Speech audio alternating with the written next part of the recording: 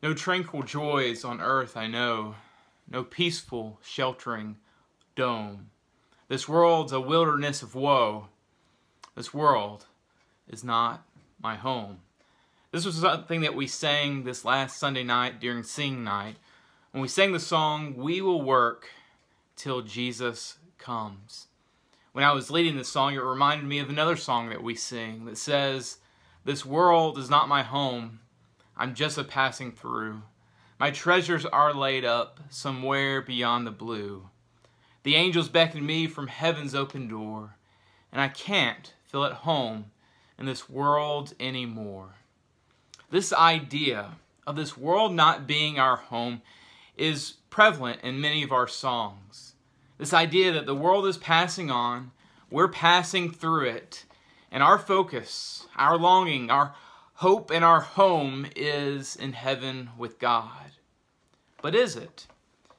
Is this world really not my home? Now, through time, I know that there has been some pushback on the sentiment of these songs. Many Christians view this understanding the world of not being our home as a form of escapism, that we are just concerned about the afterlife, that we as Christians are not concerned about the earth, what goes on in the earth, and we're just ready to leave it behind. Maybe you've heard the phrase before, "He's too heavenly minded to do any earthly good." See, this view often looks at Christians who talk about heaven as people who care nothing about this earth, but only care about what happens after the judgment. And I believe these concerns are valid. I think we need to be careful not to ignore the world around us. I believe in our Christian faith that we need to work hard to make this world a better place, to care for the physical needs of others, to work to make our community better, to raise up children who know they are loved and are capable of love themselves, to fight injustice and evil in our land, to alleviate pain and suffering wherever we see it. In other words, to leave the world better than we found it. There's a passage that I read a couple weeks back in a sermon from the book of Jeremiah, Jeremiah chapter 29. In this passage we read of a people, the people of Judah, living in exile, living in captivity among the Babylonians. And there in that passage it says in verse 7, "But seek the welfare of the city where I have sent you into exile, and pray to the Lord on its behalf, for in its welfare you will find your welfare." Now the people of Judah, they certainly didn't like living in captivity in a foreign land. These people longed to go back to their homeland, longed to go back to Judah. But even in that understanding where they wanted to go back home and they were living in a place where they didn't want to be, God said to them, seek the welfare of the city. To seek the welfare of the city and pray for the city.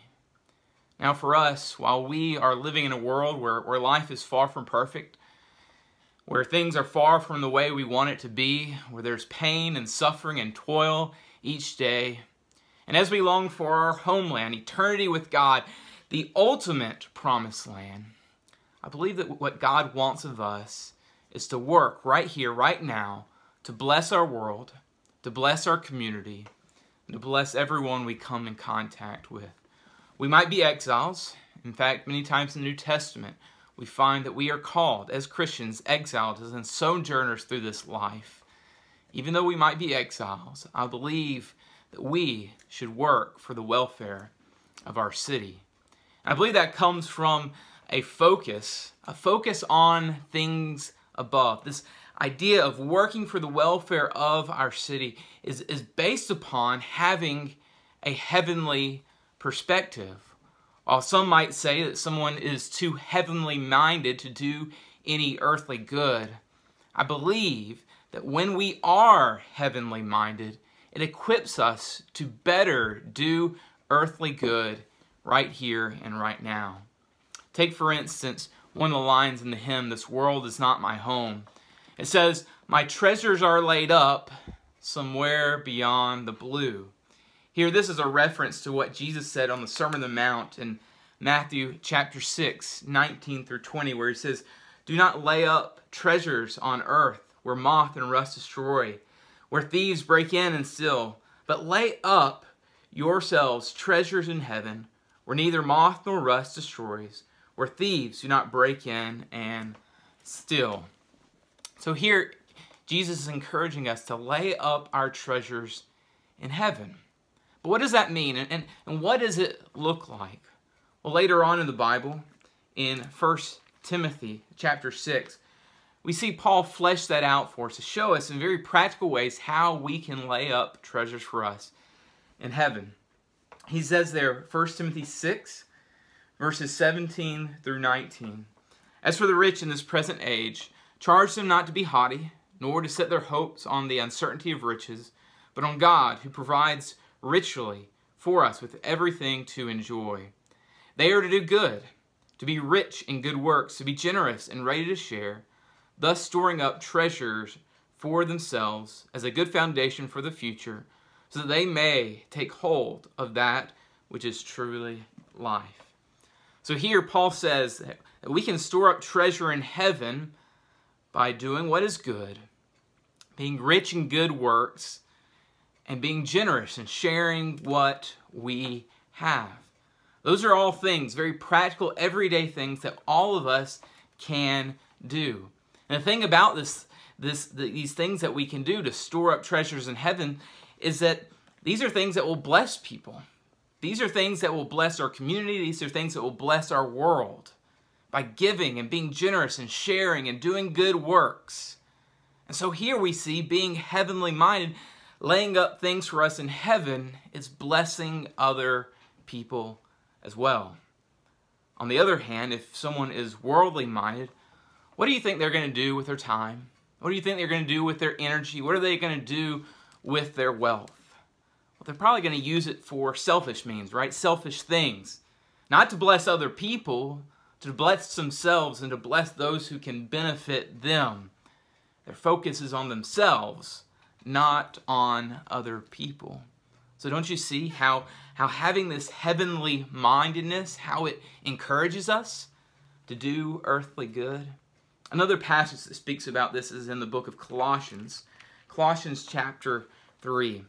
This is where Paul, in the first two verses, encourages the Christians to focus on things above. He says, "If then you have been raised with Christ, seek the things that are above, where Christ is seated at the right hand of God. Set your mind on things that are above, not things that are on earth." Here he's saying, don't focus on the earthly things, focus on heavenly things. And then he fleshes it out for us. He shows us the implications of what it means to have your mind set on things above. Look at verse 5. "Put to death, therefore, what is earthly in you, sexual immorality, impurity, passion, evil desire, and covetousness, which is idolatry." Now think for a second about all the things we just read, that list that Paul gave to us. Think about the opposite of those things. What's the opposite of sexual immorality? Well, it's being faithful to your spouse, right? What's the opposite of impurity and passion? Well, it's self-control, right? What's the opposite of evil desire? Well, the opposite is desiring or longing for that which is good. What's the opposite of covetousness? It's being content. I think all of us would say the world would be a better place if we were more faithful to our spouse, if we were more self-controlled, if we desired that which is good, and if we were content with what we have. Move on down a couple more verses. Look at verses 8 through 9. "But now you must put them all away, anger, wrath, malice, slander, and obscene talk from your mouth. Do not lie to one another, seeing that you have put off the old self and its practices." Again, think about the opposite of what he has listed here. The opposite of anger and wrath would be happiness, peace, and kindness. The opposite of malice would be benevolence. The opposite of slander and obscene talk would be kind and encouraging and wholesome words. The opposite of lying is being people of truth, being honest, being people of integrity, being people who are not hypocritical. I think everyone would say that the world would be a better place if people lived those things out, if they lived by the idea of happiness and kindness and peace and benevolence and integrity and honesty and spoke kind and encouraging words to each other. See, being heavenly minded, it makes a difference in our world. It makes the world a better place. It does earthly good. So being heavenly minded doesn't mean that we disengage from the world, but instead it means we engage with the world from a heavenly perspective. That we, like it is said in the Lord's Prayer, we want God's will to be done on this earth as it is done in heaven. And I believe it should be every Christian's desire that the earthly good that we do will influence not only just people here and now in their lives, that we don't just give them food to fulfill their physical hunger, that we don't just obtain justice for people in earthly courts, that we don't just be a good friend to them to help them through this life. But instead, I think what we should all long for and desire is that the good that we do will bless others in eternity. Peter says it this way in 1 Peter chapter 2. 1 Peter chapter 2, verses 11 and 12. He says, "Beloved, I urge you as sojourners and exiles to abstain from the passions of the flesh which wage war against your soul. Keep your conduct among the pagans honorable, so that when they speak against you as evildoers, they may see your good deeds and glorify God on the day of visitation." As sojourners, as exiles, as people who understands this world is not our home, who has our citizenship in heaven, we see here that if we keep our conduct honorable for unbelievers, there's a chance that they will see our good deeds and praise the Father on that day of visitation.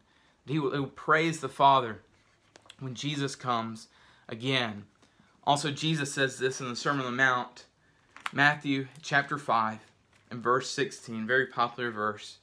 It says, "Let your light shine before others, so they may see your good works and give glory to your Father who is in heaven." Yes, we long for heaven. That's where our citizenship is where our eternal home is. But while we are on this earth, we should use every single opportunity that God has given us to bless the world around us, to bless the world with our heavenly perspective, and hopefully make an eternal difference. There's a famous quote.